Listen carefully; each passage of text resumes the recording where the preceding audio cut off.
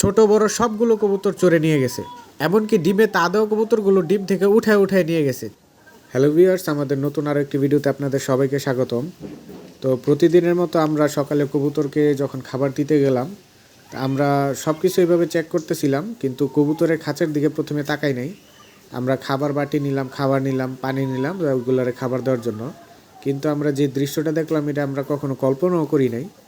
মানে কবুতরের সম্পূর্ণ খাঁচা খোলা, তো খাঁচা আসলে খুলি আমি সকালবেলা। তো প্রথমে আমি ভাবছিলাম যে হয়তো বা কবুতরগুলো কেউ খুলছে, কবুতরগুলো হয়তো উঠতে গেছে বা উঠতেছে আকাশে। তো আমি উপরের দিকে তাকাইলাম, চারিদিকে দেখলাম কোনো কবুতর নাই। তো বাসায় এসে জিজ্ঞেস করলাম যে কেউ খাঁচাটা খুলছে কিনা সকালবেলা। তো বাসায় থেকে বললো যে আমি নাকি প্রথম ছাদে গেছিলাম, কেউই আর ছাদে যায় নাই। তো বিষয়টা আর বুঝতে বাকি নাই, আমাদের ছাদে একটা খাঁচা ছিল, ওই খাঁচাটাও নাই। তো মোটামুটি আমরা আন্দাজ করলাম যে এই খাঁচার মধ্যে ভরে কবুতরগুলা চড়ে নিয়ে গেছে। তো একটা জিনিস খেয়াল করেন, কবুতরগুলা এই ডিমের মধ্যে তা দেওয়া কবুতরগুলো পর্যন্ত নিয়ে গেছে।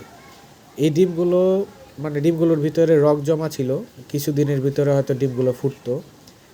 মানে তার কতটুকু জ্ঞান, সে বাচ্চা ফুটবো কবুতরগুলো সেগুলো পর্যন্ত সে নিয়ে গেছে। এক কথায় সে এখানে যা পাইছে তাই নিয়ে গেছে। যদি সম্ভব হতো সে ডিমগুলো নিয়ে যেত, হয়তো তাড়াহুড়া ডিমগুলো নেয় নাই, আর ডিমগুলো নিয়েও তো লাভ নাই, সে বুঝে। তো এখানে আমরা ডিমগুলো দেখলাম, ডিমগুলো আসলে কিছু দিনের ভিতরে ফুটতো, যেহেতু রক জমছে। এগুলো হচ্ছে আমাদের বাঙালি জোড়ার ডিমগুলো, গোল্লা কবুতর যেগুলো বলে। মানে আমি প্রথমে হাত দিয়ে দেখলাম যে কবুতরের ডিমগুলো গরম আছে কিনা। তো যেহেতু রাতে নিচে কবুতরের ডিমগুলো ঠান্ডা হয়ে গেছে, মানে নষ্ট হয়ে গেছে আর কি। এইখানে এই যে খাঁচার এই সেটটা দেখতেছেন, এই খোপটার মধ্যে আমাদের ওই যে সাদা যে কবুতরটা টেম করার জন্য আনছিলাম, এটা এখানে থাকতো। এখানে বাঙালি বাচ্চা জোড়াটা থাকতো, নিউ অ্যাডাল্ট। এখানে আমাদের গিরিবাস পাইরিটা থাকতো, যেটা আমরা 7 বার বিক্রি করছিলাম, কিন্তু আইসা পরে তারপর আমরা আমাদের এখানেই রেখে দিছি। আর এখানে ছিল আমাদের ওই বড় বাঙালি জোড়াটা, এত বড় বড় বাচ্চা হতে এগুলার, মানে সে 12 মাসে 13 বার ডিম দিত। মানে অনেকবারই সে ডিম দিত, বাচ্চা করতো, ভালো একটা জোড়া ছিল। তো হয়তোবা চোরের সন্ধান ছিল যে কবুতরগুলো ভালো, এই কারণে নিয়ে গেছে। তো আমাদের একটাই কথা, যে আপনারা যাই করেন কবুতর যখন পালবেন ভালো সিকিউরিটির ব্যবস্থা করবেন, তালা টালা দিয়ে তারপরে কবুতরগুলো পালবেন, যেহেতু শখের জিনিস। তো যেহেতু আমাদের কাছে আর কোনো কবুতর নাই, তা আমরা ডিমগুলো ফেলে দিলাম, এগুলো তো আর ফুটবে না। তো আমরা আজকে আমাদের বাড়ির আশেপাশের বাজারগুলো খোঁজ খবর নিব, এবং যে হাটগুলো আমাদের বাড়ির পাশে বা আমাদের এলাকার পাশে হাটগুলো বসে, ওই হাটগুলোর মধ্যে আমরা যোগাযোগ করব যে কবুতরগুলো পাওয়া যায় কি না, বা চোরের সন্ধান করব।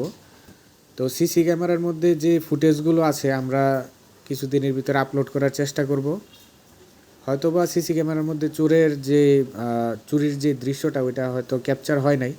আমরা যতটুকু সম্ভব চোরটা ধরার চেষ্টা করব আর কবুতরগুলো উদ্ধার করার চেষ্টা করব, এবং আমরা এই সংক্রান্ত আপডেট আমাদের চ্যানেলে পরবর্তী ভিডিওতে দিয়ে দিব। তো চ্যানেলটি সাবস্ক্রাইব করার অনুরোধ রইল, এবং এই ভিডিওটি আপনারা শেয়ার করে দিলে হয়তোবা আমরা আমাদের কবুতর খুঁজে পেতেও পারি।